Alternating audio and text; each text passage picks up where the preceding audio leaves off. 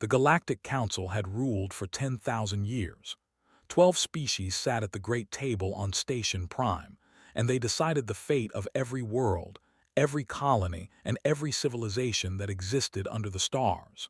They called themselves the Enlightened Ones. They believed they had earned this title through wisdom, through patience, and through the careful management of lesser species. Earth was discovered 300 years ago. The Council sent their observers to watch these strange creatures who walked on two legs and built their cities from stone and metal. The observers laughed at what they saw.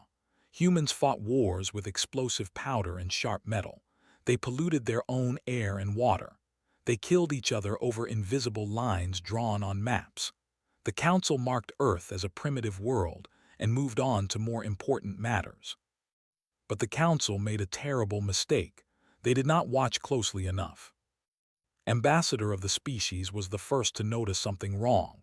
His people had excellent memories, and he remembered that human ships barely reached their own moon when first contact happened. Now, only 300 years later, human vessels traveled between stars. This was too fast, much too fast. That had taken 4,000 years to achieve the same thing. Brought his concerns to the Council, but High Chancellor waved his concerns away.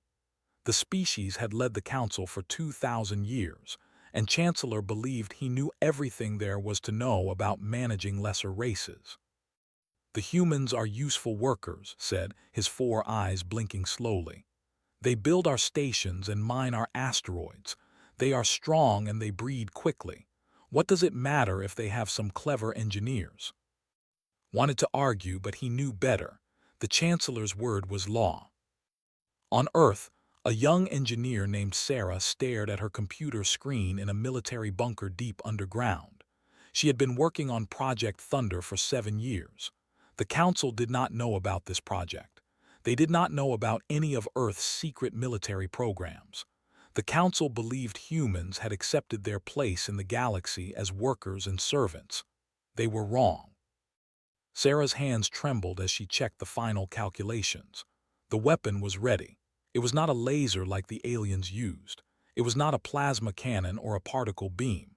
It was something far older in concept but far more deadly in execution. The humans had built that could fire a projectile at 20% the speed of light. The projectile itself weighed only 10 kilograms, but at that speed, it carried enough energy to crack a moon in half. General Williams stood behind Sarah, his arms crossed over his chest. He was 60 years old, and he had spent his entire life preparing for this moment. His grandfather had fought in the last war between human nations. His father had been present when the aliens arrived and told humanity to kneel, had sworn on his father's grave that humans would never kneel again. "Is it ready?" asked. Sarah nodded. "The hammer is ready, sir. One shot. That's all we get before they know what we have." Understood. The aliens had technology that could detect energy weapons from across a solar system, but it used no energy beam. It simply threw a piece of metal very, very fast. By the time the Council detected the projectile, it would already be too late. "Then we fire," said. 300 light-years away, Station Prime floated in the void. It was the largest structure ever built by intelligent life. 10 million beings lived and worked within its massive rings. At its center sat the Council chamber, where the 12 species met to decide the fate of trillions. High Chancellor was giving a speech. He spoke about the importance of order, about the wisdom of the Enlightened Ones, about the natural hierarchy of species. The other Council members listened politely. They had heard this speech many times before. None of them saw death coming. The projectile crossed 300 light-years in an instant. The humans had discovered something the Council thought impossible. They had found a way to create stable wormholes. Small ones, barely large enough for a metal slug to pass through, but that was all they needed. The 10-kilogram projectile struck Station Prime at 60,000 kilometers per second. It hit the Council chamber directly. The energy released was greater than 1,000 nuclear bombs. In less than a heartbeat, the 12 leaders of the galaxy ceased to exist. They did not even have time to feel pain. The rest of Station Prime survived, but just barely. Emergency systems activated. Billions of beings screamed in terror. Communications channels exploded with panicked messages. What had happened? Was it an accident? An attack? On Earth, Sarah watched the data streams with tears in her eyes.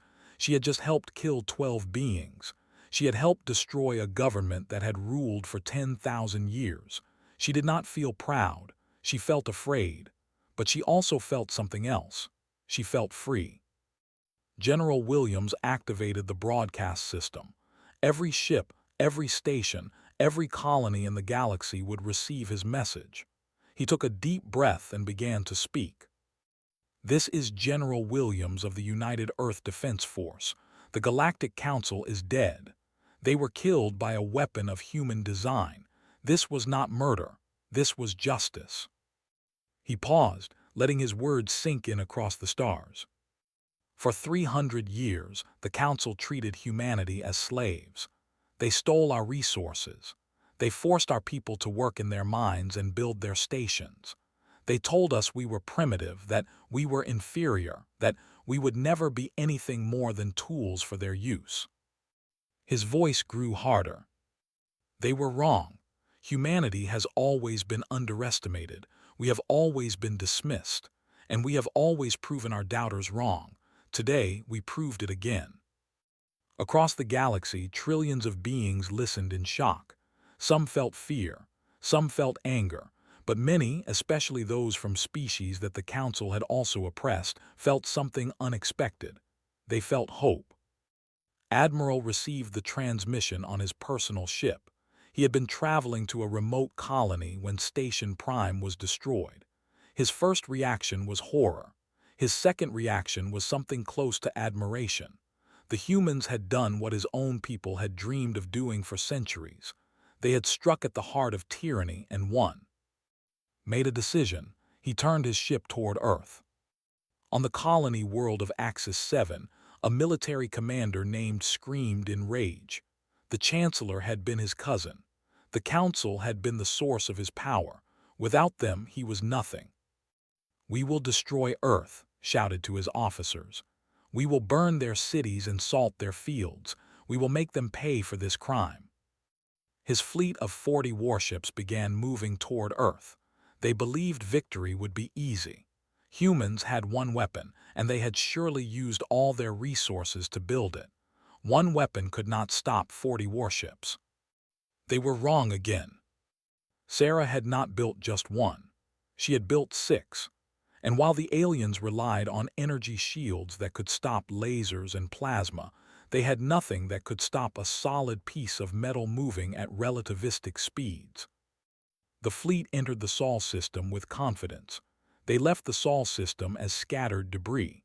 The battle lasted less than 4 minutes. Not a single alien vessel survived. General Williams broadcast again. "Let this be a lesson to anyone who thinks humanity is weak. We do not seek war. We do not seek conquest, but we will defend ourselves, and we will never bow to tyrants again." The message spread. Species that had served under the Council began to question everything they had been told. If the humans could defeat the enlightened ones, were they really so enlightened? If humans could build weapons that the Council never imagined, were they really primitive? Ambassador arrived at Earth 3 weeks after the destruction of Station Prime. He came alone, in a small ship, carrying a white flag that humans understood as a symbol of peace. General Williams met him in person. "Why are you here?" Williams asked. Looked at the human general. He was smaller than had expected, softer looking. But there was something in his eyes that recognized. It was the look of a predator. The look of a being who had survived not through strength alone, but through cunning, through patience, and through an absolute refusal to die. "I am here," said, "because the galaxy needs new leaders. I believe humans should be among them." Williams was silent for a long moment. "We don't want to rule anyone." "I know," replied, "that is why you should." The negotiations took months. They were difficult, complicated, and sometimes violent. Not everyone in the galaxy accepted the new order. Some species tried to fight, some tried to run, some tried to pretend nothing had changed. But everything had changed. The Galactic Union was founded 1 year after the fall of the Council. It was not perfect. No government ever is. But it was built on principles that the old Council had never understood. Freedom, equality, the belief that every species had value, regardless of how long they had been among the stars. Sarah became the first human to sit on the Union's governing board. She did not want the job. She had never wanted power. But she accepted it because she knew that the weapons she had built needed to be balanced by wisdom. Violence had given humanity freedom. Only wisdom could help them keep it. General Williams retired to a small farm in what had once been called Kansas. He grew corn and watched the stars at night. Sometimes he thought about all the beings who had died because of his orders. He did not feel guilty. The Council had given humanity no choice, but he also did not feel proud. He felt tired, he felt old, and he felt, for the first time in his long life, at peace. Ambassador visited him once near the end. The old walked through the cornfields with the old human general, and they talked about nothing in particular: the weather, the crops, the strange beauty of Earth's yellow sun. "Do you ever regret it?" asked finally. Williams thought about the question for a long time. "I regret that it was necessary," he said. "I regret that the Council never gave us another way, but I do not regret protecting my people. I do not regret giving humanity a future." Nodded slowly. "I think," he said, "that is the most honest answer I have ever heard." They stood together in silence as the sun set over the fields. Above them, stars were beginning to appear.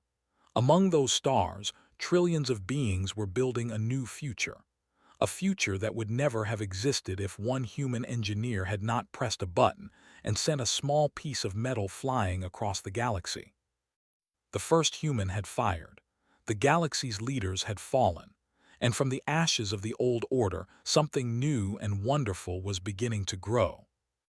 Humanity had finally taken its place among the stars, not as servants, not as conquerors, but as equals, as partners, as the species that refused to kneel and changed the universe forever.